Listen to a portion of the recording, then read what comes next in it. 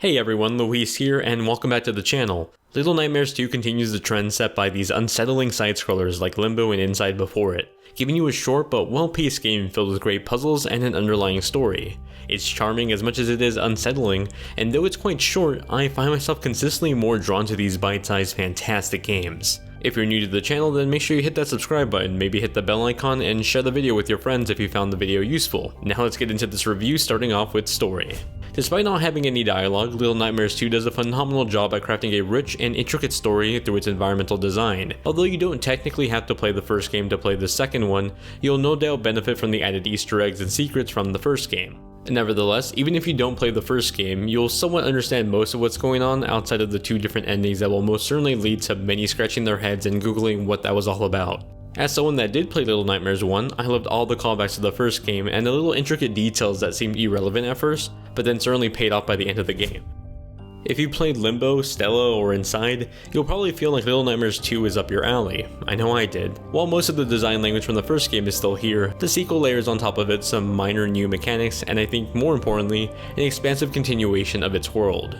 Some of these new features work well, and others could use a bit of refinement. Little Nightmares 2 opens up with our small protagonist Mono, who, like Six in Little Nightmares, has to traverse a large and unsettling world.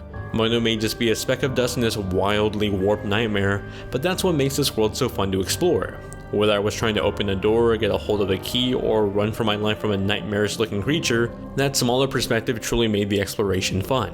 To my surprise, I also found a companion, Little Nightmares' original protagonist, Six. They're an AI companion that follows you throughout most of the 4-hour campaign. Like Ellie from The Last of Us, you can have them hold levers for you, give you a boost to higher ledges, and so on. For the most part, they're a decent AI companion with it only occasionally acting dumb. Luckily, you have a dedicated button to call them over, or you can hold hands with them and guide them. Sadly, you can't play co-op with a friend between these two characters, though honestly most of these puzzles were pretty straightforward enough that I can't imagine playing co-op would make it all that challenging. Regardless, the option to do so, especially in a time when most of us are locked inside our homes, would have been a nice touch. Most of the puzzles throughout the campaign were simple yet fun, flipping switches, finding keys, cleverly stealthing my way around enemies, and rushing away from warped nightmares chasing me. Rarely, if ever, did I ever feel stumped by any of the puzzles, but there were plenty of trial and error cases. If anything, that's where Little Nightmares could have held back a bit.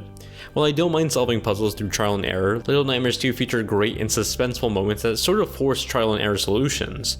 I could be running away from an enemy and not know the exact thing to do without having gone and failed before. In those moments, I felt like some of the suspense and initial excitement were whittled down because of it. Additionally, later sections of the game introduced combat. In theory, I didn't really mind it so much, but in practice, it feels oddly executed. With Mono being so small, the objects they use to swing at enemies are large and heavy, usually taking Mono quite a bit of time to swing. That, in conjunction with the 2.5D space, made it challenging to navigate my swings and actually make contact with the enemies. This was perhaps the most annoying part of the sequel and further reinforced to me that Little Nightmares 1 found its core gameplay groove already, not necessarily needing new mechanics but just more worlds to explore instead. Luckily, these new features don't stain too much of the package, and outside of those later combat sections, Little Nightmares 2 was quite the adventure. Little Nightmares 2 might be a nightmare, but it's beautiful. While many are quick to categorize this as a horror game, it's more unsettling and uncomfortable than anything. The series continues to masterfully forge these unpleasant atmospheric tones that didn't scare me, but did send shivers down my spine the moment something would go bump in the night. Controlling Mono in this grand yet ghoulish landscape often had my eyes lost at exploring the world behind me. While all the action is at the forefront, the environment behind it often had little stories to tell. While I wouldn't exactly pin the art style as something out of the mind of Tim Burton, to me it felt a lot more like scary stories to tell in the dark in a video game form, and I loved that. Now luckily I had access to all the console versions for testing, with my main playthrough on Xbox Series X. Shockingly, the only main difference between all the console versions is the resolution. Base Xbox One and PS4 reach a locked 30 FPS at 1080p. On the Pro and next gen consoles, that's bumped up to 1620p at a locked 30 frames per second. It's a bit odd that the FPS didn't get upgraded to 60 FPS, or that the resolution didn't get maxed out to full 4K even on PS5 or Series X. For the most part, the next-gen port is just a straight-up port. On Nintendo Switch, on the other hand, the resolution is maxed out at 720p 30fps, both in handheld and dock mode. While things are blurrier with more artifacting on smaller details like these curtains in the scene, it was still fairly playable. The darker scenes might get a bit too blurry on occasion, but for the most part, the experience was fine, and with it being so short, it lends to a great handheld experience, especially on a Switch Lite. Regardless of the platform you choose, you should get a solid experience, but if you're specifically wanting 60 frames per second, then you'll want to get the PC version for this game. Like I mentioned before, Little Nightmares 2 isn't scary. It's ominous, weird, and creepy, and part of that is because of its music.